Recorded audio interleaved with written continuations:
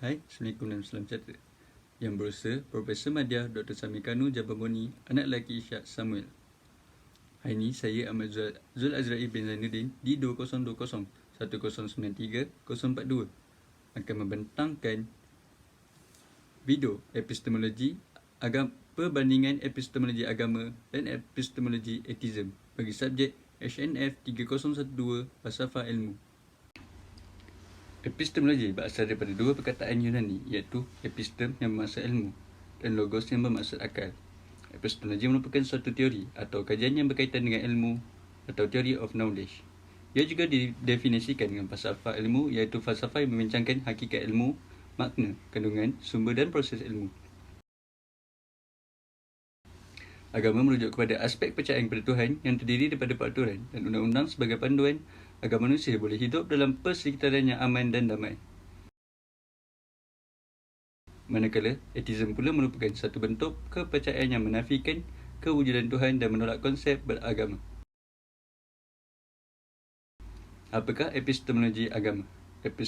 Epistemologi agama merupakan teori atau falsafah yang membincangkan tentang ilmu berdasarkan ajaran agama. Manakala, epistemologi etism adalah sebaliknya, iaitu teori atau falsafah yang membincangkan tentang ilmu berdasarkan penolakan terhadap agama. Seterusnya, saya akan membentangkan apakah itu agama samawi dan agama budaya. Agama samawi ialah agama ciptaan Tuhan yang bersumberkan wahyu daripada Tuhan dan diturunkan oleh Allah Subhanahu Wa Taala kepada tokoh manusia yang berjiwa suci dan luhur yang digelar Rasul Allah. Agama samawi juga adalah bukan agama hasil pemikiran dan pengalaman manusia.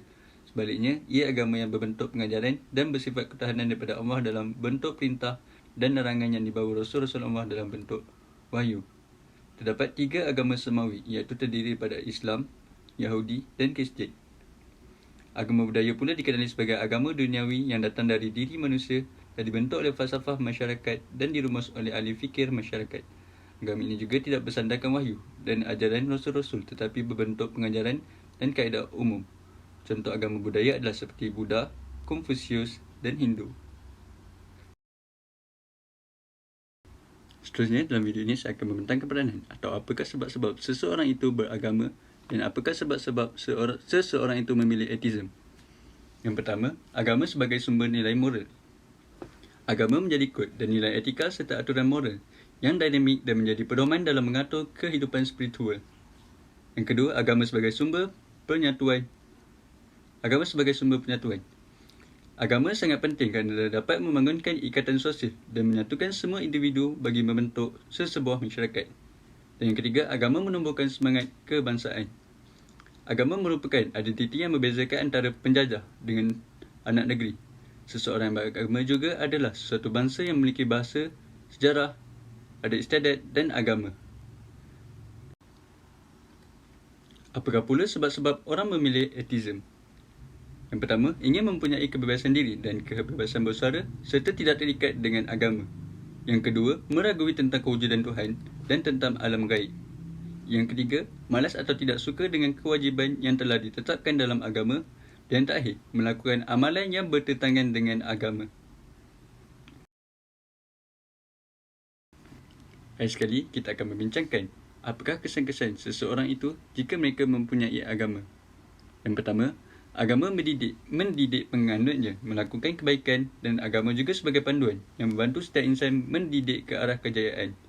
Yang kedua, jika seseorang itu beragama, mereka akan mempunyai rasa tanggungjawab dan amanah dalam menjalankan tuntutan ibadah dari Tuhan. Dan yang terakhir, agama sebagai platform dalam mewujudkan kerjasama yang erat dalam masyarakat.